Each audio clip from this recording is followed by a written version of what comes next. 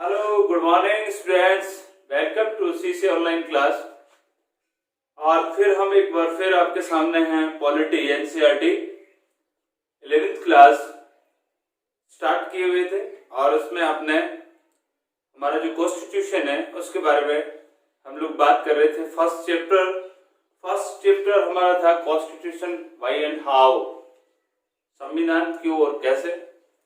और उसमें हमने पढ़ा था कॉन्स्टिट्यूशन फंक्शन, कॉन्स्टिट्यूशन कैसे काम कर रहा है, हमें संविधान की आवश्यकता क्यों है।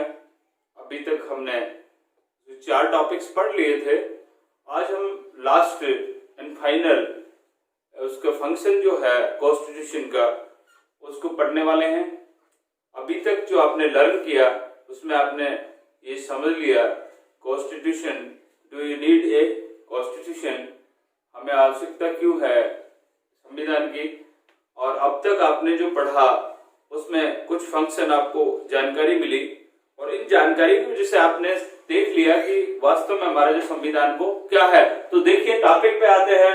टॉपिक है chapter first constitution why and how, why do you we need a constitution, हमें संविधान की आवश्यकता क्यों थी।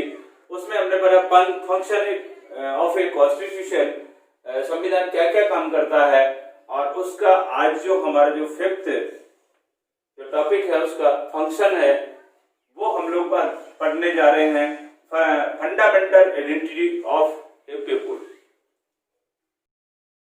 हमें एक पहचान देता है। पहचान मीन्स आइडेंटिटी जैसे हु आर यू, आप कौन है, यू कौन है। आप लोग सपोज कीजिए कि आप कौन हैं, आपके दिमाग में अनेक प्रश्न आएंगे, क्वेश्चंस होंगे। जैसे आप लोग ये सोच सकते हैं I am Ramesh, I am BL, I am Ritika, I am Piyush. इस तरह के प्रश्न आप लोग आंसर आप लोग देख सकते हैं हु आर यू। लेकिन नो, ये क्वेश्चन आंसर आपका ठीक नहीं है। यहाँ आपका जो कॉन्स्टिट्यूशन है वो आपको बताता है कि आप कौन है, यानी आपकी पहचान बताता है, आइडेंटिटी, आपकी आइडेंटिटी करता है, आइडेंटिटी ऑफ पीपुल। लोगों को फंडामेंटल बुनियादी पहचान बताता है कि आप कौन हैं, कहां से हैं आप। Suppose then you are Japan, यानी आप लोग जापान चले गए और वहां पे आपको जापानीज मिलते हैं। तो इंटरनेशनल अगर लैंग्वेज की बात करें तो इंग्लिश। तो हु आर यू, आपसे अगर वही प्रश्न रिपीट किया जाए, एक अंग्रेजी ने आपसे प्रश्न किया हु आर यू, तो आप लोग वही भाषा यूज करेंगे कि आप अपना नाम बताएंगे। लेकिन आप लोग उसको संतुष्ट नहीं कर पाएंगे क्योंकि वो अंग्रेज है, गोरा है, आपको देख के ये करेगा कि ये यहाँ का नहीं है। तो आप लोगों को अपनी आइडेंटिटी बताने के लिए आप लोग क्या कहेंगे बताइए। आप लोग क्या कहेंगे, I am Rajasthani. No no no, Rajasthan, वो बोलेगा कि राजस्थान कहाँ है, तो आप लोगों का उत्तर क्या होगा, राजस्थान सीकर में रिंगसिया। नो नो, ये आंसर नहीं है। यहाँ आपका जो कॉन्स्टिट्यूशन है वो आपको फंडामेंटल आइडेंटिटी देता है, वहां वर्ल्ड में आपकी पहचान कराता है, आइडेंटिटी करता है। फिर आपका सटीक उत्तर आएगा क्या, आई am Indian. O yes, Indian. तो आप लोग इंडियन के नाम से पहचाने जाएंगे और ये आइडेंटिफाई करवाता है कौन, आपका संविधान, आपका कॉन्स्टिट्यूशन। तो यहाँ डियर स्टूडेंट हम बात करने वाले हैं कि हमारा जो संविधान है वो लोगों को एक पहचान देता है, लोगों को एक बुनियादी पहचान देता है जिसके बेस पे वो लोग अपनी पहचान कराते हैं दुनिया में, वर्ल्ड में अपनी पहचान कराते हैं। और यहाँ हमारा जो संविधान है वो 3 तरह की आइडेंटिटी करता है, जिसमें पहली पॉलिटिकल आइडेंटिटी, दूसरी मॉरल आइडेंटिटी और तीसरी नेशनल आइडेंटिटी। जहां हम बात करें पॉलिटिकल आइडेंटिटी की, पॉलिटिकल आइडेंटिटी में यहाँ बात है कि हमारा जो संविधान है वो हमें, कॉन्स्टिट्यूशन जो है वो हमें ये बताता है कि आपके फंडामेंटल राइट्स क्या है, आपकी ड्यूटीज क्या है, लिबर्टी क्या है, आपकी इक्वालिटी क्या है, एक्सप्रेशन ऑफ स्पीच क्या है। तो इस तरह की जो आपको जो राजनीतिक पहचान दी जाती है कि आप इंडियन हैं, आप लोग हु आर यू, आप इंडियन हैं, ये आपको पहचान कौन देता है? पॉलिटिकल पहचान कौन देता है? कॉन्स्टिट्यूशन आपका आपकी पहचान करवाता है। इसके बाद में आप लोग देखिए कुछ चीजें आप मॉरल आइडेंटिटीज भी होती हैं। मॉरल का मतलब नैतिक है।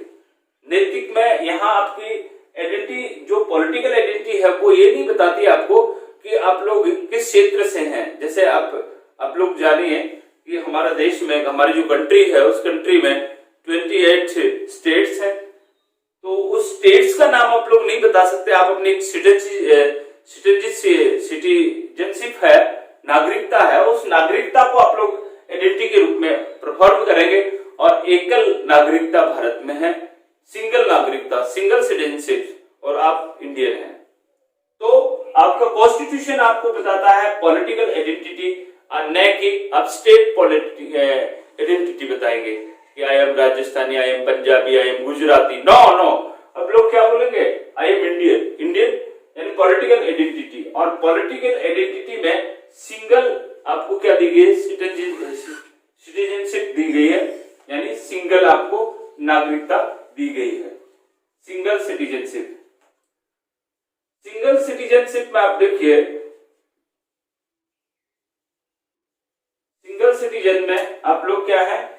भारतीय हैं, यानी इंडियन हैं। दूसरी बात आप लोग देखिए, जहां आप लोग रह रहे हैं वहां की भी आप लोगों की अपनी एक पहचान है। जैसे आप एक राजस्थान से बिलोंग करते हैं, आप लोग कश्मीर से बिलोंग करते हैं, आप लोग गुजरात से बिलोंग करते हैं, वहां पर आपकी एक अलग क्या है? पहचान भी है। या आप किसी समुदाय से, जैसे आपका कल्चर अलग हो सकता है, हो सकता है आप लोग क्या हैं? मुस्लिम हैं, हो सकता है आप लोग क्या हैं? हिंदूज हैं, हो सकता है आप सिख हैं। तो इस तरह की अलग अलग आपकी क्या है? अलग अलग तरह की मॉरल आइडेंटिटी भी है, लेकिन उन सब के बाद भी आप क्या हैं? सबसे पहले आप भारतीय हैं। ये इसको यहाँ पर भारतीय कॉन्स्टिट्यूशन में, इंडियन कॉन्स्टिट्यूशन में इसको शामिल नहीं किया गया, लेकिन आपको मॉरल आइडेंटिटीज भी संविधान देता है। आपको ये छूट देता है कि आप कौन सी भाषा बोल रहे हैं, आप कौन से रीति रिवाज को, आप कौन से कल्चर को, कौन सी लैंग्वेज को, आप लोग क्या, आपका रहन सहन है, लिविंग स्टैंडर्ड क्या है, ये आपको छूट दी गई है। यानी मॉरल आइडेंटिटी भी आपको संविधान क्या कराता है? प्रोवाइड करवाता है। इसके बाद आता है आपका नेशनल आइडेंटिटी। नेशनल आइडेंटिटी, इन दोनों को मिला के हम लोग बात करें कि नेशनल आइडेंटिटी यानी राष्ट्रीय पहचान क्या है, जैसे आपने कहा सिटीजनशिप। लेकिन इस सिटीजनशिप को लेकर देखिए अलग अलग तरह की क्या है? मापदंड है। मापदंड का मतलब आप जानिए कि अलग तरह के क्राइटेरिया फिक्स किए गए हैं। जैसे आप जर्मन में जाएं, जर्मन, वहां पर आप लोगों को सिटीजनशिप जो मिलेगी वो किससे मिलेगी? एथिक। किससे मिलेगी?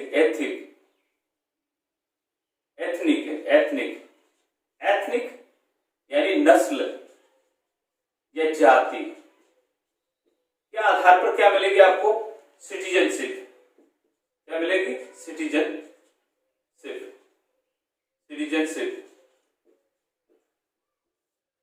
कहां पर? जर्मनी में। जर्मन में क्या किया गया? क्राइटेरिया क्या फिक्स किया गया कि जिसकी जाति जर्मन होगी, नस्ल होगी, यानी उसकी नस्ल अगर क्या होगी? एथनिक होगी, यानी ये कह सकते हो नस्ल उसकी क्या होगी? जर्मन होगी। जैसे नीली आंखों वाले, ब्लू आईज, वहां के लोग किस तरह के हैं? जर्मन के, ब्लू आईज। तो वे लोग जो जर्मन में पैदा होंगे, जर्मनी में पैदा होंगे, उन्हें जर्मनी का नागरिक माना जाए, ऐसा वहां पर क्राइटेरिया फिक्स किया गया। लेकिन भारत में सिंगल सिटीजनशिप दिया गया और इस तरह के मापदंड या क्राइटेरिया फिक्स नहीं किए गए कि कोई एथनिक हो या इस तरह की कोई वर्ग हो, लिंग हो। इस आधार पर सिटीजनशिप को रिलीजन के आधार पर वो क्या नहीं किया गया, अलाउ करता है। भारत में हर तरह के व्यक्ति को क्या करता है? सिटीजनशिप देता है। जब हम सिटीजनशिप को पढ़ेंगे, जैसे भारत में जो वर्ण करता है, जन्म लेता है, या उसके माता पिता भारतीय हैं, इस तरह से आप लोग, उसका मूल निवास भारत है, अर्जित क्षेत्र से आता है, इस तरह के लोगों को भारत में नागरिकता एप्लीकेशन से, आवेदन के जरिए भी क्या दी जा सकती है? भारत में नागरिकता दी जाती है। भारत में नस्ल या जाति के आधार पर कि ये इस नस्ल का होगा तो ही उसे भारतीय इंडियन सिटीजनशिप मिलेगी, ऐसा नहीं है। जबकि जर्मनी या अन्य कई वर्ल्ड के जो कंट्रीज हैं वहां पर इस तरह की व्यवस्थाएं की गई हैं। तो एक तरह से मॉरल आपको आइडेंटिटी देता है, पॉलिटिकल आइडेंटिटी देता है, नेशनल आइडेंटिटी भी कौन देता है, आपका कॉन्स्टिट्यूशन देता है। तो फंडामेंटल आइडेंटिटी ऑफ बुनियादी जो लोगों की पहचान है वो कॉन्स्टिट्यूशन देता है। तो एक constitution provided for the political, moral and national identity, यानी राजनीतिक, नैतिक और नेशनल राष्ट्रीय आइडेंटिटी पहचान जो देता है वो कौन देता है, आपका कॉन्स्टिट्यूशन देता है। आई होप आपको समझ में आ रहा होगा, आपने अच्छे से इसको समझा होगा। अभी तक हमारा जो आज का जो टॉपिक था उसको कुल मिला के अगर बात करें तो फंक्शन ऑफ ए कॉन्स्टिट्यूशन, हमारे संविधान के लगभग इस चैप्टर में जो दिए गए थे वो 5 फंक्शन दिए गए, जिसको आप लोग एक बार क्या करेंगे, रिपीटेशन करेंगे। तो रिपीटेशन में आप मेरे साथ में रिकॉल करेंगे।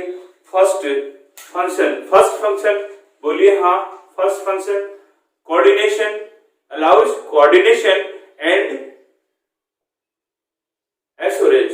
दूसरा स्पेस की सोसाइटी में क्या करेंगे, डिसीजन मेकिंग ऑफ सोसाइटी, ये भी कौन करेगा, आपका कॉन्स्टिट्यूशन करेगा। और थर्ड में limitation of governments power, governments की जो शक्तियां उनके ऊपर प्रतिबंध लगाएगा। और फोर्थ में aspiration of goals in society, यानी सोसाइटी की क्या होंगी, अपेक्षाएं क्या होंगी, उद्देश्य क्या होंगे, उनको भी निश्चित करता है। और फिफ्थ में आज आपने पढ़ लिया fundamental identity of A people. तो इस तरह से आप लोगों को समझ में आया होगा कि फंक्शन ऑफ कॉन्स्टिट्यूशन, हमारा संविधान क्या काम करता है और किस तरह से लोग उसको फॉलो करते हैं।